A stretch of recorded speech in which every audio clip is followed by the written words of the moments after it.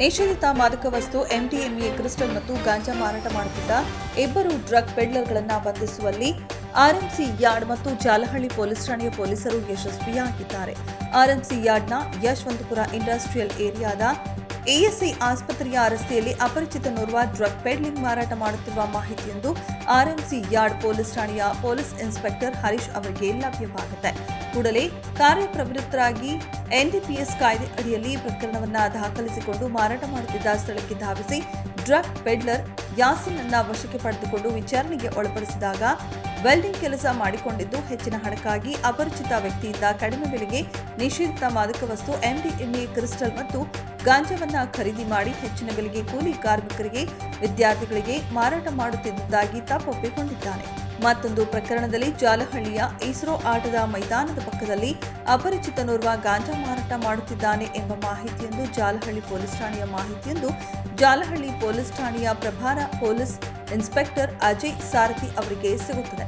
ಕೂಡಲೇ ಕಾರ್ಯಪ್ರವೃತ್ತರಾಗಿ ಎನ್ಡಿಪಿಎಸ್ ಕಾಯ್ದೆ ಅಡಿ ಪ್ರಕರಣವನ್ನು ದಾಖಲಿಸಿಕೊಂಡು ಮಾರಾಟ ಮಾಡುತ್ತಿದ್ದ ಸ್ಥಳಕ್ಕೆ ಧಾವಿಸಿ ಗಾಂಜಾ ಪೆಡ್ಲರ್ನ ವಶಕ್ಕೆ ಪಡೆದುಕೊಂಡು ವಿಚಾರಣೆಗೆ ಒಳಪಡಿಸಿದಾಗ 24 ವರ್ಷದ ಶಿವಾಜಿನಗರ ನಿವಾಸಿ ಮೊಹಮ್ಮದ್ ಆಜಂ ಅಕ್ರಮವಾಗಿ ಹಣ ಸಂಪಾದನೆ ಮಾಡುವ ಉದ್ದೇಶದಿಂದ ಮೈಸೂರಿನ ಸುನ್ನಿ ಚೌಕ್ ಎಂಬ ಸ್ಥಳದಲ್ಲಿ ಅಪರಿಚಿತನಿಂದ ಗಾಂಜಾವನ್ನ ಖರೀದಿಸಿ ಹೆಚ್ಚಿನ ಬೆಲೆಗೆ ಗಾಂಜಾವನ್ನ ಮಾರಾಟ ಮಾಡುತ್ತಿದ್ದುದಾಗಿ ತಪ್ಪೊಪ್ಪಿಕೊಂಡಿದ್ದಾನೆ.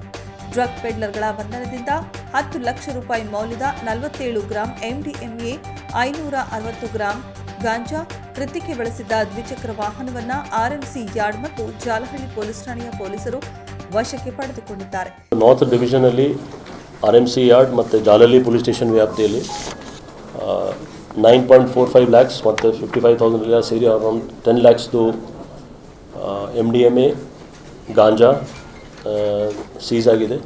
ಅದರಲ್ಲಿ ಆರೋಪಿ ಬೇರೆ ಬೇರೆ ಕೇಸಲ್ಲಿ ಒಬ್ಬೊಬ್ಬ ಆರೋಪಿ ಇದ್ದಾರೆ, ಅವ್ರು ಲೋಕಲ್ಸ್ ಆರೋಪಿ ಇದ್ದಾರೆ. ಟೋಟಲ್ 10 ಲಕ್ಷದ್ದು ಅಂದಾಜು MDMA ಕ್ರಿಸ್ಟಲ್ ಮತ್ತು ಗಾಂಜಾ ಅದು ಸೀಸ್ ಆಗಿದೆ.